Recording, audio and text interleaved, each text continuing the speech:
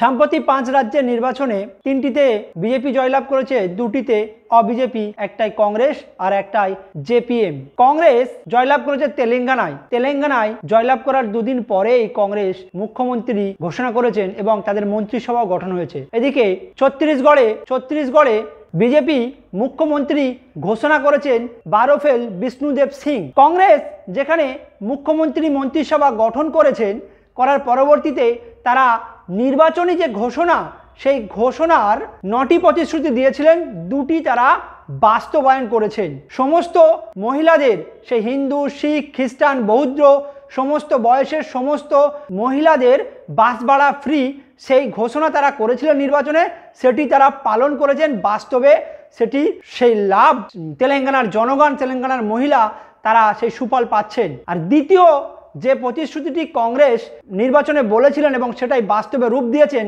সমস্ত মহিলাদের যেখানে 10 লাখ টাকা স্বাস্থ্য স্কিম বা সমস্ত সরকারি বেসরকারি সমস্ত হাসপাতালে সেই চিকিৎসাতে 10 লাখ টাকা পর্যন্ত তারা যে চিকিৎসা খরচ বহন করবে, সেটা তারা প্রতিশ্রুতি দিয়েছেন এবং তার কাজও শুরু করেছেন। সেই নির্বাচনের যে প্রতিশ্রুতির সাফল্য জনগণ সেদেশে পাচ্ছেন। অন্যদিকে ছত্তিশগড়ে অনেক টালমাটালের পরে মুখ্যমন্ত্রী ঘোষণা হয়েছেন, কিন্তু বিজেপি নির্বাচনে যে প্রতিশ্রুতি দিয়েছিলেন, ছত্তিশগড়ে তারা ক্ষমতায় আসলে কৃষি ঋণ মকুব করবেন 10ই ডিসেম্বরের মধ্যে।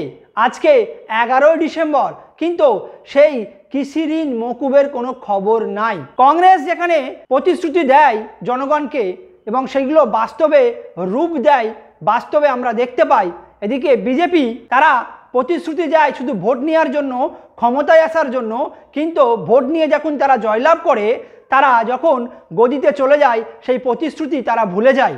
আজকে 11ই ডিসেম্বর, ছত্তিশগড়ে এখনো 10 তারিখ পার হয়ে গিয়েছে, কৃষকের ঋণ মকুবের কোনো কথাই উঠে না এবং তারা ঋণ মকুব আদেও করবে কিনা সেটা পরবর্তীতে দেখার বিষয়। অন্যদিকে আর যে 2টি রাজ্য রয়েছে, রাজস্থান আর মধ্যপ্রদেশ, সেখানে রাজস্থানে এখনো বিজেপি সরকার গঠন করতে পারবে কিনা এটা বড় প্রশ্নচিহ্ন। যেখানে বসুন্ধরা রাজে বিজেপি থাকবে নাকি কংগ্রেসে চলে গিয়ে সেই মহারাষ্ট্রের মতো দেখবো আমরা বিজেপির শরিক দল ভেঙে এসে সরকার গঠন করেছিল, এখানেও সেটা হবে কিনা এটাই হচ্ছে দেখার বিষয়। বসুন্ধরা রাজে চাচ্ছেন তিনি মুখ্যমন্ত্রী হবেন, কিন্তু মোদি, অমিত শাহ তারা বসুন্ধরা রাজেকে না চেয়ে রাজ্যবর্ধন রাঠোর এবং যোগী বালাকনাথ এই নতুন মুখকে মুখ্যমন্ত্রীর গদিতে বসাতে চায়। এদিকে বসুন্ধরা রাজে 35 জন এমএলএ নিয়ে নিখোঁজ বলা যায়, এই 35 জন এমএলএর কোনো খবর নাই। এদিকে বসুন্ধরা রাজে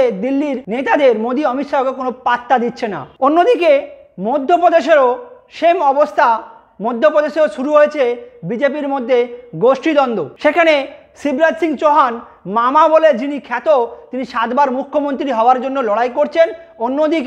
অন্যদিকে কৈলাস বিজয়বর্গী আর জ্যোতিরাদিত্য সিন্ধিয়া তারা মুখ্যমন্ত্রীর জন্য দরবার করেছেন। এখন দেখার বিষয়, যেসব প্রতিশ্রুতি দিয়ে বিজেপি ক্ষমতায় এসেছিল, তারা আদৌ কি সেই প্রতিশ্রুতি রাখবে, নাকি প্রতিবারের মতোই যেবারে আমরা নির্বাচনে দেখেছি 15 লাখের গল্প, 2 কোটির গল্প এবং কৃষকের ঋণ মকুবের গল্প সব কিছু উধাও হয়ে গিয়েছে।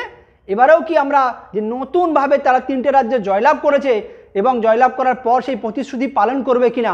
যেখানে কংগ্রেস দেখিয়ে দিয়েছে তারা জনগণের সরকার, তারা দেশের উন্নয়ন করতে চায় এবং তারা যে প্রতিশ্রুতি দেয় সেটা বাস্তবে প্রয়োগও করে, বাস্তবে সেটা দেখিয়ে দিয়েছেন তেলেঙ্গানার মধ্যে থেকে।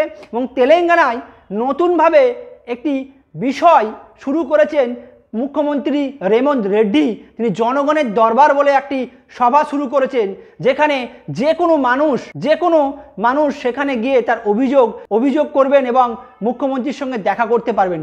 এটা একটা অভিনব বিষয় বলা যায়। আমরা এটা নতুন বলা যায়। ভারতের ভিতরে আমরা কোনো মুখ্যমন্ত্রীকে এই দরবার করতে দেখি না। সেখানে রাহুল গান্ধী একটি নতুন স্কিম শুরু করেছেন বলা যায়। জনগণের সঙ্গে মুখ্যমন্ত্রী এবং জনগণের সঙ্গে নিবিড় সম্পর্ক কিভাবে রক্ষা করতে হয়, নতুন দিক তুলে ধরেছেন জনগণের দরবার বলে।